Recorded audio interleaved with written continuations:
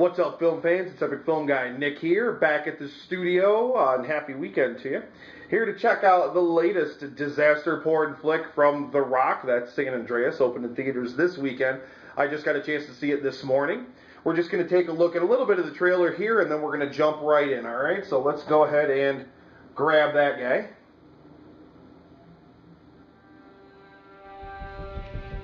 Chief Gaines, you have over 600 documented rescues. That's pretty impressive. Harrison said you're taking off with Blake for a few days. Yeah, tomorrow I'm gonna drive her back up to school. I can't believe she's in college already. I know. Hey, honey. Hi, Dad. Hi. Everything okay? I wanted to tell you I was sorry for how I acted yesterday. No, Ray, really. No, Emma. Emma. Emma!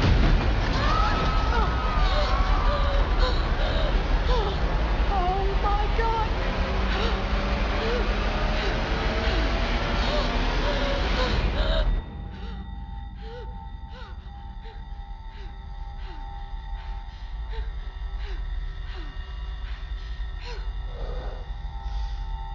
Okay, so, yeah, it's a pretty intense, disaster porn flick, as I said.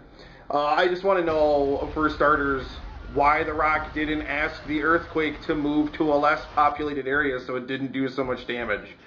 Sorry, that's my one pot shot at people who criticize Man of Steel. Sorry. You know what, for a disaster porn flick, and I'm not the kind of guy that likes these movies generally. They're basically all very similar plots. They have very similar characters.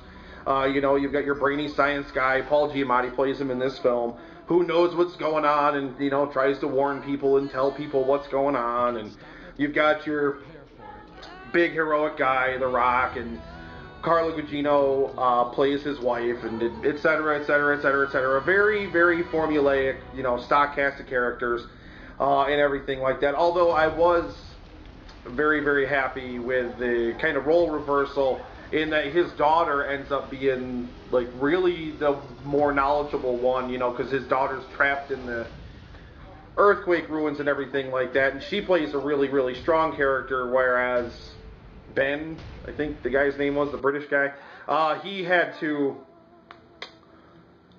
kind of follow her lead the whole time. So I really liked that kind of role reversal from this general kind of thing. Of course, The Rock is still the big action hero and has to come in and save everybody. The Rock, he flies a plane, he flies a helicopter, he pilots a boat.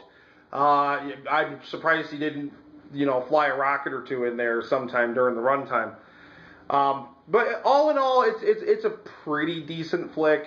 It's not anything spectacular. There's not a lot of depth or subtext to it. The most that you can really hope from this kind of a film is, do they invest you enough in the story to make you care about what's going on?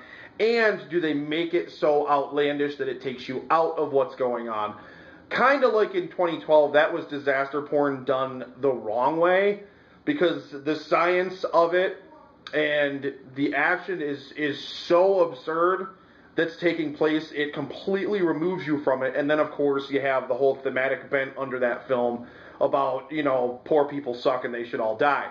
But leaving that aside, it's the science isn't far-fetched. I mean, of course, earthquakes happen in California, so it is what it is. It's not far-fetched or anything like that. So that part of it's certainly enjoyable. Performances all around are pretty good. The Rock's got, charisma in spades, so he definitely, for a film like this, he's going to bump up the final rating on anything like this by at least a star or two, just because he's so good in the role. Effects-wise, pretty good. I didn't really have anything to complain about with the later effects. There's an early scene. It's actually the opening sequence in the film where this car falls down a cliff. Looked horrible. It looked cartoonish, and from the moment it started, I kind of started rolling my eyes, and I was like, great, this is the kind of movie we're in for. Just this cartoonish, ridiculous action fest that is all CGE, just blah. And that's not really what it turned into at all. It kind of developed itself over time. It gave you enough of its characters to invest in their story emotionally by the time it was all said and done.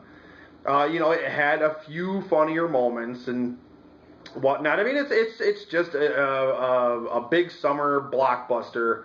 Not a lot of brains, but it's got a lot of heart. And it's a pretty fun ride. That's really all I can say about it.